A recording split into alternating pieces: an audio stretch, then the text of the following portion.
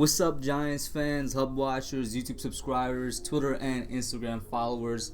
It's your boy Noname coming at y'all with a recap of the New York Giants 2019 training camp, day 2, and this was in fact the first training camp practice. So online you're gonna see some people probably calling it day 1, but it's actually day 2 because it was the first full practice. Now, we got a couple news bits here and there to talk about, but similar to my last video on the training camp, it's going to be kind of short. We're going to have 10 practices that are open to the public, the Giants going to have, and I think 3 or 4, I could be wrong on that, that are going to be, closed private practices. Either way, we're going to have 10, definitely. I'm going to be covering the 10 open ones. We'll see how it goes, but let's get right into it. First things first, unfortunately, we do have a couple of injuries out here, or at least some injury scares. Y'all know me, I like to cover that first. Sterling Shepard, he went down low to get a pass from Eli, and when he came back up, he was flexing that hand. He had to leave practice halfway through and is getting an x-ray on his thumb. Currently, there's not really any updates. Hopefully, it's nothing serious. I mean, injury bug could be the death of this team. We saw it happen in 2017. Hopefully for Shepard out there, maybe he just tweaked his thumb a little. Gotta remember, even though the guys had spring practices, the training camp is on a different level with the pads and a little bit more realistic tackling. They're still not going all out on each other, but it's definitely more physical and puts more of a toll on the body than what they did in OTAs. And plus, there's like a month, maybe a little bit more than a month break in between that. They were all probably just working out and whatnot. It's gonna put a bit of stress on the body to just jump right back into the contact and into the sport. So hopefully Shepard is okay. According to Pat Shurmur, he's just having an x-ray. He came in way holding his hand after going for a pass during practice, and also Jabril Peppers during late parts of the practice experienced cramps. He had to leave also. Like I said, I'm not too concerned because their bodies are just getting back used to getting back into football season, really. Hopefully it's nothing too serious, as the Giants staff is saying it's nothing too serious. With that being said, let's get into the practice. Fun fact, actually, I was able to catch about like 20 to 30 minutes of the practice today because Giants YouTuber Ron Effect, he always does this. Great dude. He live streams the Giants training camps. Any ones that he could attend, he just try to sit in a good place and live stream it so anybody could watch. It's really just a great help to the community. Shout out to Ron Effect. He's a great Giants YouTuber and whatnot. So shout out to him. If it wasn't for him, I probably wouldn't have gotten to see a lot of this stuff. Now, there was a bit of interviews before it. The only one I really wanted to talk about, of course, DJ. There was DJ. Him saying that he's excited on improving and getting more experience with the team. Nothing new there. But on Evan Ingram, reporters asked him what they thought about increased opportunities in the passing game that he's going to have this year, and he had a really nice answer. He said that, well, that's really the coaching plan. The new offense is going to try and get the ball around to everybody, so he's not only excited for himself, but he's excited for his teammates to see that they could capitalize on the opportunities that they're going to get, whether it's from Eli or Daniel. So he's out here saying that it's going to be more of a, I don't want to say spread offense because that brings back bad memories of Ben McAdoo, but we're going to be spreading the ball a lot more this coming year. Ingram confirmed that, saying that opportunities are going to be all over the place. He said that the coaches have been working really hard on making game plans and getting the balls to their playmakers, which includes himself. Of course, as you all know, Giants fans all around are excited to see what Ingram can do this coming year. Him and Shepard are two of our really big playmakers, underrated playmakers on our team, and with the increased opportunities, we hope that they have some breakout seasons.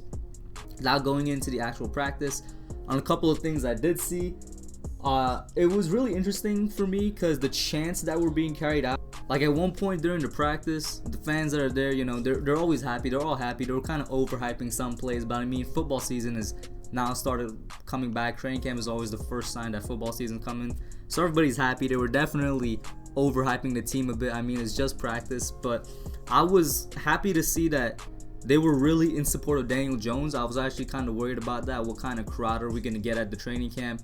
Is it going to be the portion of the fan base that hates the Daniel Jones pick and thus might boo him and whatnot?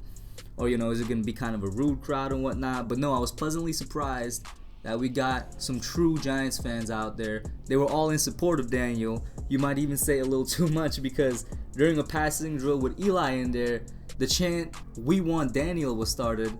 And in response, Eli did what he does best. He tossed a bomb to Sterling Shepard down the sideline, or at least the metaphorical sideline, because they were on the field. Sterling caught it. It was a nice pass.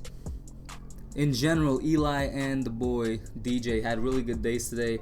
I mean, nothing too spectacular, but it definitely wasn't bad. They had some really good throws.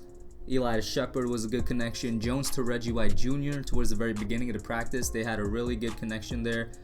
He threw like a back shoulder fade over defender. I think it was DeAndre Baker, who seemed to be all over Reggie White. I didn't think he would have come down with the ball, but somehow, some way, through the combination of a good throw and Reggie White's surprising catching abilities, he came down with the ball. So, they had a couple good plays here and there, but nothing too spectacular. Just a pretty good day in general. The fans themselves, they seem to be having a good time. Like, everybody was cheering for basically anything the team was doing. Like I said, training camp, first sign of football, I'd be excited too if I was there. Another possible Giants playmaker, the newest addition to our team in that sense, Golden Tate. He didn't really have a lot of catches today in teamwork, but the one-on-ones is where he's shown today. This was the play I'm about to talk about. I actually think was towards the beginning too. I don't think I caught it, but I know it was towards the beginning of practice.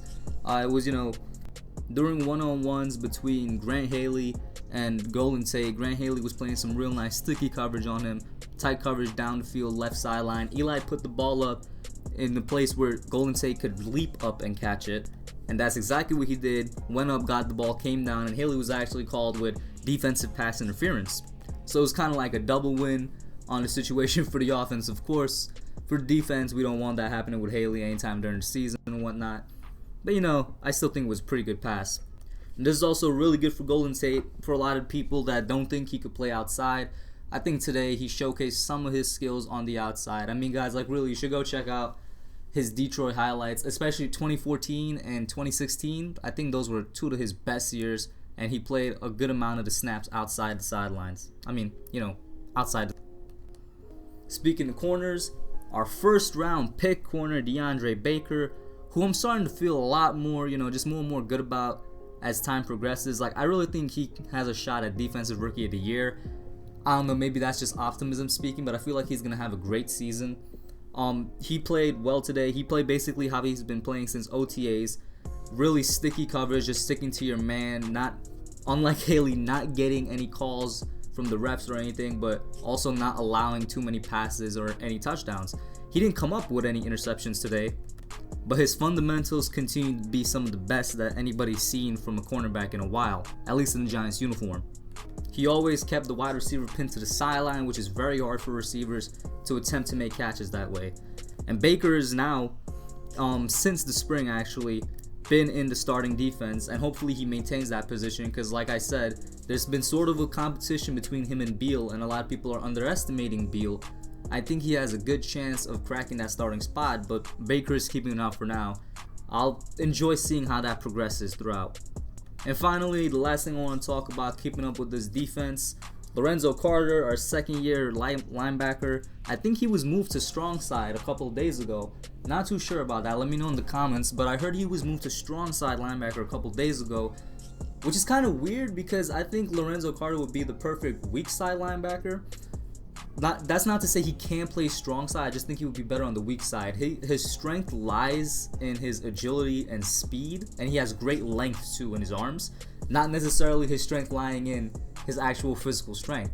And he's nobody to scoff at when it comes to strength either. He could definitely get his tackles and hurt somebody, but I think his talents are better used on the weak side. That's just my opinion. And that was kind of showed in today's practice. Today's practice, he played a lot of good coverage on tight ends and running backs, especially Saquon. He actually had an interception on Eli, I think on a screen pass that was supposed to go to Saquon. He dived down for the ball and whatnot. And today, really, he's been more of a ball hawk type of linebacker than the tackling one, which was his bread and butter in college and last year when we saw him play. And like I said, this is definitely not saying that he can't be a guy that tackles and gets you sacks, because he did get like 4 sacks last year, and that was playing part-time. I definitely believe he could be one of like 2 or 3 people on his team that could get 5 or 6 plus sacks this year. So And he would definitely showed his skills as a pass rusher today too. He was forcing Eli to step up in the pocket a couple of times.